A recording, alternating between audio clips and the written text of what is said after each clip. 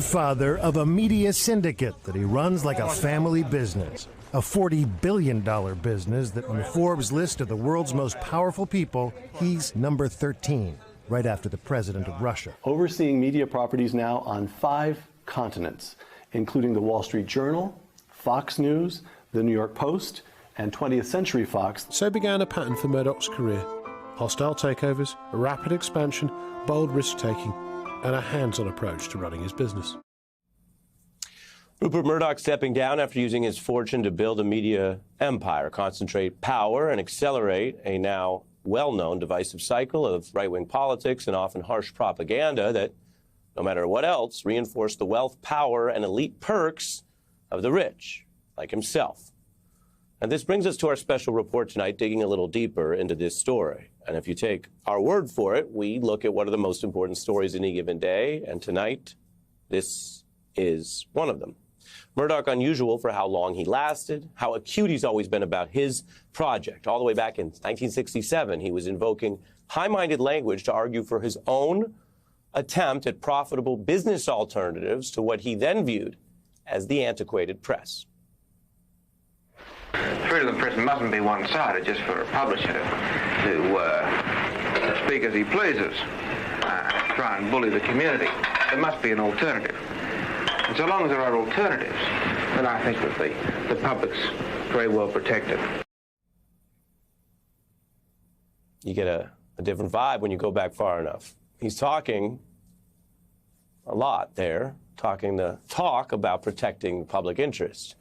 But Murdoch was also using that rhetoric, that type of appeal, because he was the upstart challenger. He saw opportunity, profits, and power in newspapers, and he was willing to bend or break rules and really go places that the more traditional or respectful press would not do as often at the time.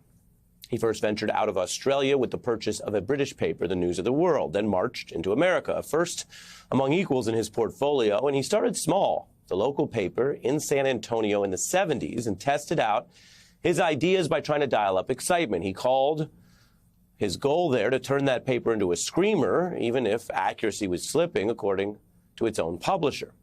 Now, the United States has stronger free speech protections than most countries. Now, we often in America view that as a matter of freedom or democracy, but it also has very clear business implications. So the First Amendment protects people when they talk or protest. It also protects media businesses when they operate. Now, Murdoch saw that a very certain way, and he, again, was coming from the outside, from a different country. He viewed it as a capitalist edge for that industry compared to other places he was operating his companies.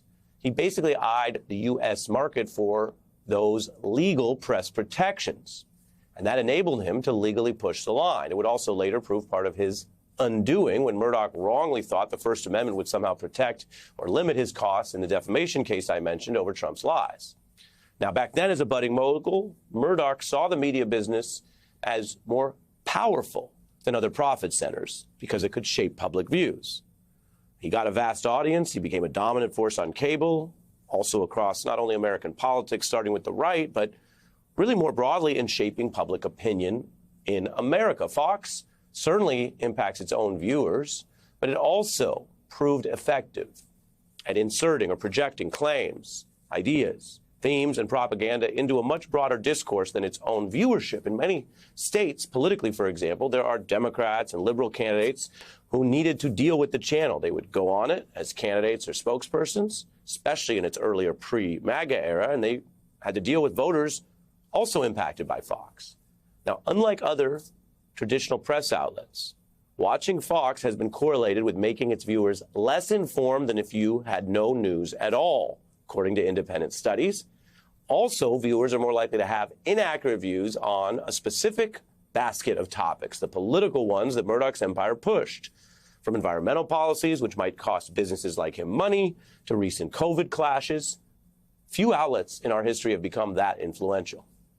And even Democrats who wished otherwise really didn't see a point in denying Murdoch and Fox's influence.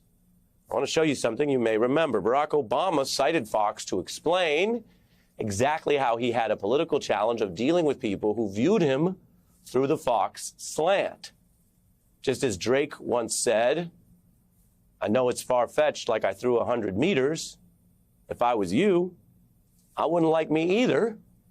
Obama had a version of that, saying if I watched Fox, I wouldn't vote for me either.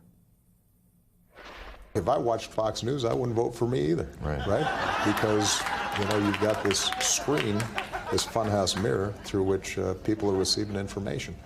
How to break through that is a big challenge.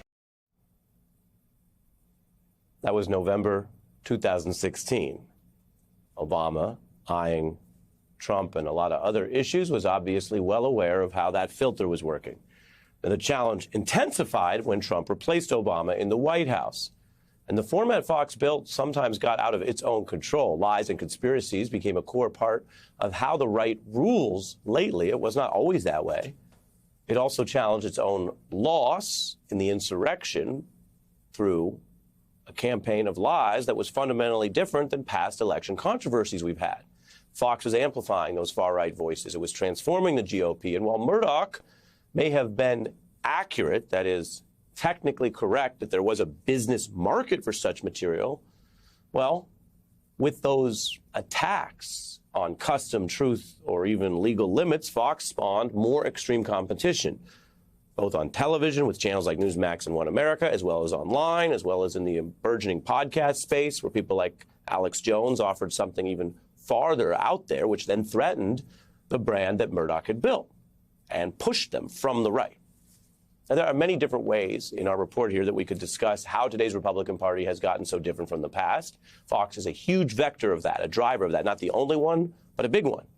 We could also show you the voting data and the polling on the right-wing agenda, on things it does that might really shock Republicans from 20 years ago if they woke up and saw attacks on police and the FBI and Blue Lives Don't Matter anymore, the soft and sometimes direct embrace of seditionists. Look, we could make this point in many different ways, but to put it quite clearly right now, we hand the mic to Taylor Swift, because when she was explaining, while she had an open mind for some traditional conservatives, she stepped up to oppose Trump and to advance women's rights because she was seeing a Republican Party that was a long way from the past generation. First of all, these aren't your dad's celebrities and these aren't your dad's Republicans. These aren't your dad's Republicans, she explained, before using her power, reaching tens of millions of people for voter registration and opposing Donald Trump. These are not your dad's Republicans, and as this grandfather retires here, Mr. Murdoch, this is not your dad or your grandfather's Fox News. Indeed, the experts who follow this closely say the new leaders could move it even farther to the right. Do you want to be behind that? Do you want to be surprised by that? Or do you, as a member of society, want to know where we're going and which billionaires are pulling the strings tonight and tomorrow?